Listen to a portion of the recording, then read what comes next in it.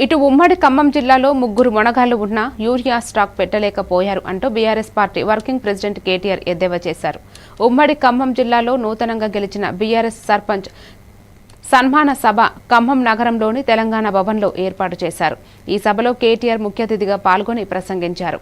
ఖమ్మం జిల్లాలో 90% పూర్తి చేసిన పనులను వారు ప్రారంభోత్సవ కార్యక్రమాలు చేసుకుని గొప్పగా చెప్పుకుంటున్నారని విమర్శించారు. ఉమ్మడి ఖమ్మం జిల్లాలో రైతులకు గోదావరి జలాలు అందించాలనే లక్ష్యంతో కేసీఆర్ సీతారామ ప్రాజెక్టును డిజైన్ చేయడం జరిగిందని, ఆ ప్రాజెక్టు కమిషన్ల కోసం నత్తనడక నడిపిస్తున్నారని విమర్శించారు. బీఆర్ఎస్ పార్టీ హయాంలో సర్పంచ్ ఎన్నికల్లో నిలబడినందుకు కాంగ్రెస్ అభ్యర్థులు దొరకలేదని, ఇదే కాంగ్రెస్ ప్రభుత్వంలో బీఆర్ఎస్ సర్పంచులు గెలిచారంటే కాంగ్రెస్ ప్రభుత్వంపై ఎంత వ్యతిరేకత ఉన్నదో ఆలోచన చేయాలన్నారు.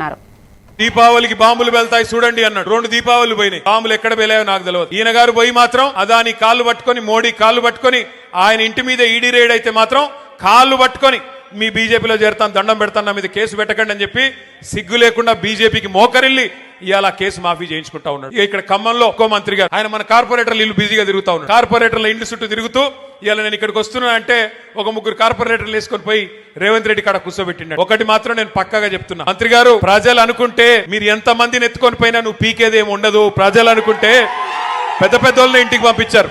నువ్వు ఎంతమంది నన్ను ఎత్తుకొని పో పర్లేదు, బంగారం లాంటి కొత్త వాళ్ళని తయారు చేసుకుంటాం, కొత్త యువతకి అవకాశం ఇవ్వాలని చెప్పి కూడా నేను పువ్వాడ అజయ్ గారిని కోరుతా ఉన్నా. కొత్త వాళ్ళకి అవకాశం ఇవ్వండి. బంగారం లాంటి నాయకులు ఉన్నారు, మనకి చాకులు లాంటి పిల్లలు ఉన్నారు, అవకాశం ఇవ్వండి. వాళ్ళే మరి కొత్త కొత్త నాయకులుగా ఉద్భవిస్తారు.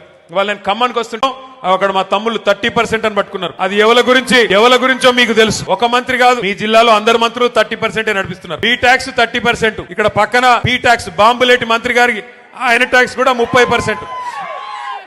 ఏ భూమి ఆయన దగ్గర పోయినా 30% నాకు ఇచ్చేయమని అడుగుతున్నాడు బాంబులేటి గారు. అట్లాగే ఇక్కడున్న తుమ్మల గారు కూడా, ఆయన కూడా అదే పనిలో ఉన్నాడు.